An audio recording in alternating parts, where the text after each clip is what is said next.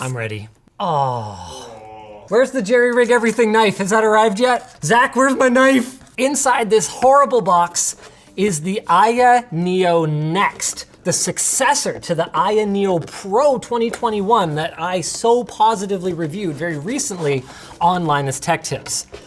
The biggest difference between the AYANEO Next and the AYANEO 2021 Pro is, well, actually, pretty much everything. The processor is different. We're moving to a Ryzen 5000 series mobile CPU, although we're still equipped with LPDDR4X, unlike the Steam Deck. And the top spec goes from 1 terabyte of solid state storage to 2 terabytes.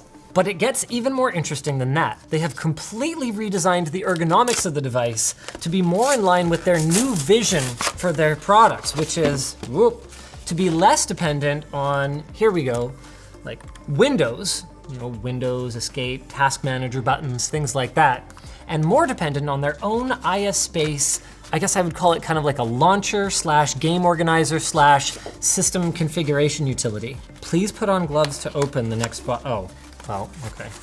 Hopefully they sent a small. Actually, this does look like these look like very small gloves. They sent me Unit 7. Apparently they don't know me very well. 69 would have been the correct answer, Aya. Ooh. Well, this is a significant departure from their previous devices. Much bigger joysticks, much tighter ABXY. Ooh, this makes the 2021 Pro feel downright loose by comparison. Ergonomics are definitely better, but they've still managed to maintain that Aya slimness. So you can see it's quite a bit thinner than this is the 1X Player Mini. And actually, we've actually got the Steam Deck here as well.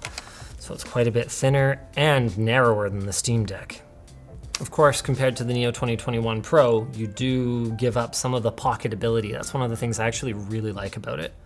Oh, that's really nice. It has USB PD for the actual AYANEO, and then it's also got an additional 5-volt outlet. 65 watts total. USB-C to Type A adapters. I guess now's as good a time as any to go over the I/O. So unlike the original Neo, which had 3 USB-C ports, we get only 2, but that's still twice as many as the Steam Deck. So we've got 1 on the bottom and 1 on the top. And don't underestimate the importance of this feature. You know what, David? I actually find myself, depending whether I'm sitting in a chair or whether I'm lying in bed using it, actually preferring the top or the bottom, depending on the situation. Yeah. So as a top and bottom kind of person, I really like having the option. It's called a switch. 3.5mm jack on the top. How did I not bring a switch to set for this? Volume up and down, power button with fingerprint reader. How do these analog triggers feel? Not bad, a little bit of resistance. I think the top shoulders could be a little tighter. You can see they've moved away from the mobile style joysticks to full-size joysticks, just like you'd have on a regular console controller, just like on the Steam Deck. And this is an either love it or hate it move. They both have their pros and cons.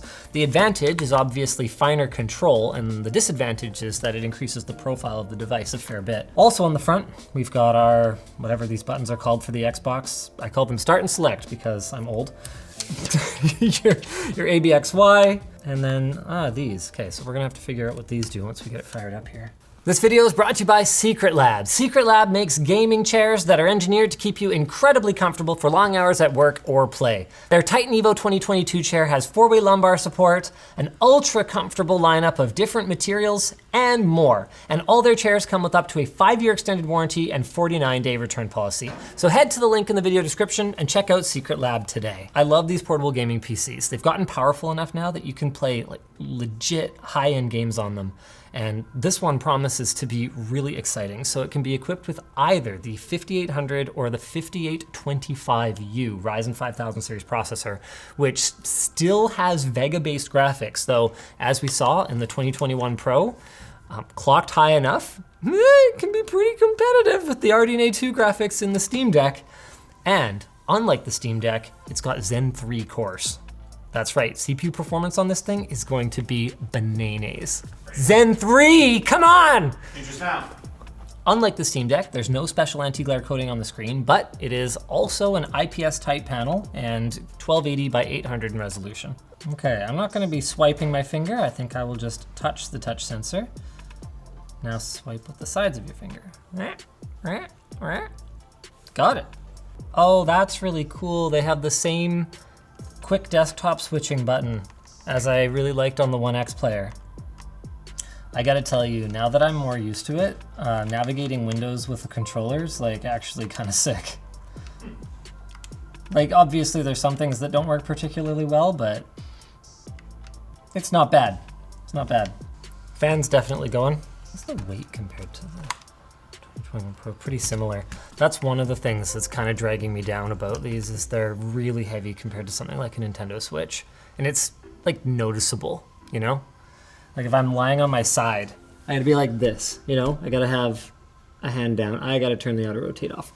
It's auto rotate when you're playing like an emulator game or something like that. It's a really bad time. Apparently there are some known issues with these first units, and the production ones will not have the same ones. Extra backlight bleed.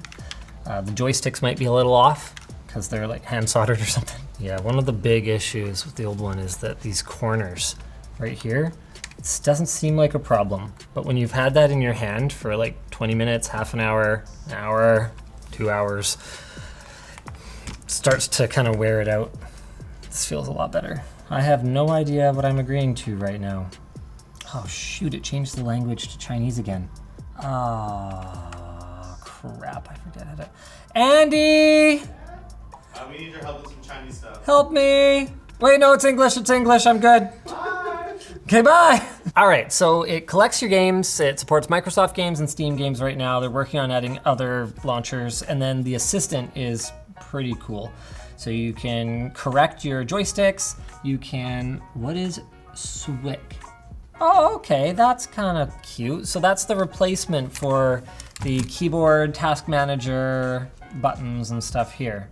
Just like the 2021 Pro, they have really nice haptic motors, custom key, current, task manager, and we can adjust TDP, but we don't want to adjust the TDP in here. We want to, boop, whoops, there we go. We want to do that from in here. So you can adjust your power profile or fan profile, whatever this is, as well as the TDP of your processor. Now, I don't know which version they sent to me, so I'm gonna have to check that real quick, but the first thing I wanna do is change my display scaling.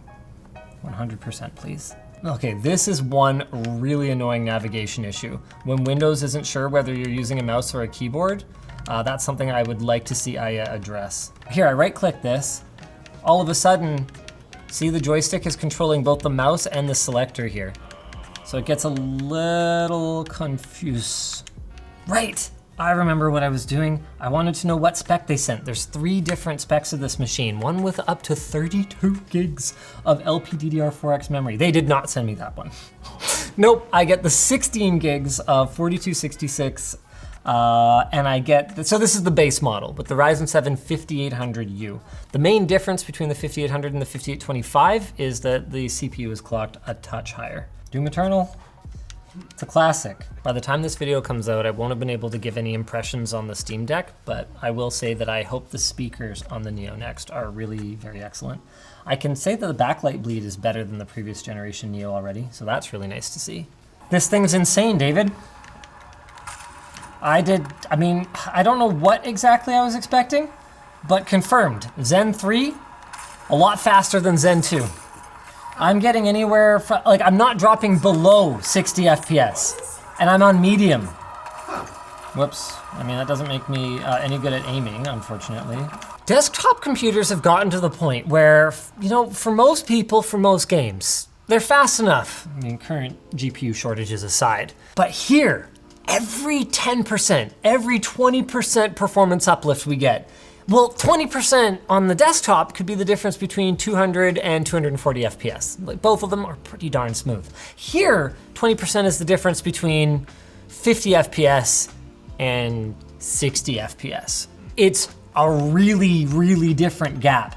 So that's what I think I'm experiencing right now, is that sort of, that generational improvement in smoothness. I'm just gonna have to switch to this thing. The fan noise? Even in, I think we're in wild mode. Yeah, game wild. That is wild. The fan noise is totally reasonable. Oh, that's way, way better than the 2021 Pro.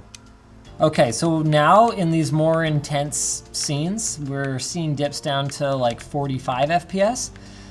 still, that is markedly better than on the previous one. And what's cool about this is that I haven't even turned it down to low yet. I'm gaming in medium. Freaking Doom Eternal. Sure, yeah, Potato can run it, but like a handheld Potato? Definitely feeling the stutters a little bit more now. Seriously, still very playable though, even with my total lack of skill. What? Oh, please stop. Man, they told me I was gonna really like this one compared to the Retro Power, and I was like, something that looks this good, you expect me to stop using it?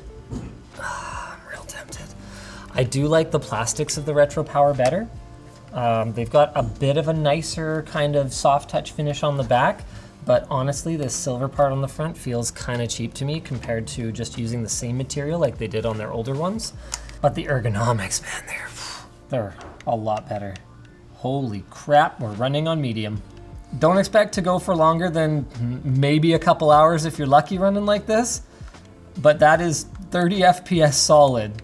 Witcher 3 running at medium details.